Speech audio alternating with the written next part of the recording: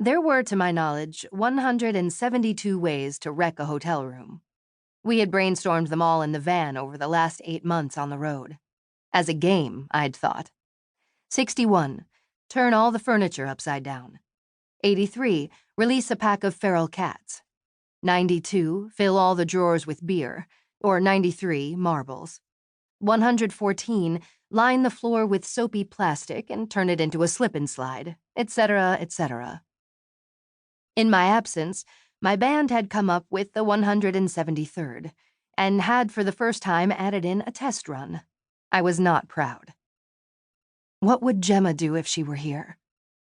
I stepped all the way into their room instead of gawking from the hallway, and closed the door before any hotel employees could walk past, pressing the button to illuminate the Do Not Disturb sign for good measure. Damn it, guys, this is a nice hotel. What the hell did you do?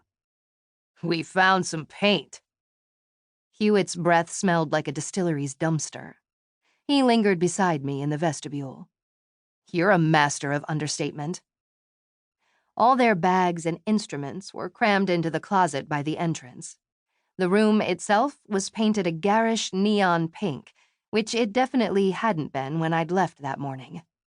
Not only the walls, either. The headboards, the nightstand, the dresser. The spatter on the carpet suggested somebody had knifed a Muppet and let it crawl away to die. For all the paint, Hewitt's breath was still the overwhelming odor. Even the TV? I asked. Really? The television, frame and screen. Cable news blared behind a drippy film of pink, discussing the new highway only for self-driving cars. We'd be avoiding that one. J.D. lounged on the far bed, holding a glass of something caramel-colored. His shoes were pink, the bedspread the site of another Muppet murder. We considered doing an accent wall. He waved his glass at the wall behind the headboard.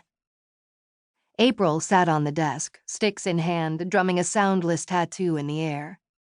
"How was your day?" she asked, as if nothing was wrong. "Excuse me a second." I ducked into the hall and fumbled for the keycard to the room I shared with April. Our room was quiet and empty, and most importantly, not pink. I leaned my guitar bag in a corner and let out a breath I hadn't known I was holding, then lay back on the bed and dialed Gemma. "We're not supposed to be out here alone," I said when she picked up. "When are you coming back?" She sighed. "Hi, Luce. My brother is fine, thanks for asking. The bullet went straight through him without hitting any organs." "I heard. I'm glad he's okay. I'm sorry, I should have asked first. But do you think you're coming back soon?" "No, I really don't. What's the matter? Do you need something?" "A tour manager. A babysitter for these giant children you ditched me with, so I can concentrate on music instead of being the adult in the room when I'm younger than all of them. Never mind. I shouldn't have called, and I'm sorry I bothered you. I hope your brother gets well soon." I disconnected. We should have been able to handle a few weeks on the road without a tour manager. Lots of bands did fine without one. But those were probably real bands, where everyone had a vested interest. I'd played solo until the label hired these so-called professionals to back me on tour. Hewitt let me in again when I knocked. Inside the fridge, 2 large bottles had been crammed in sideways, gin and tequila. The painted mini-fridge left my fingertips pink and tacky. My prints made me complicit, I supposed. I pulled out the tequila and took a long slug straight from the bottle. Cheap, astringent stuff. No wonder they were chilling it. The armchair under the window was paint-free, so I made my way to it with the tequila, trying not to touch anything else.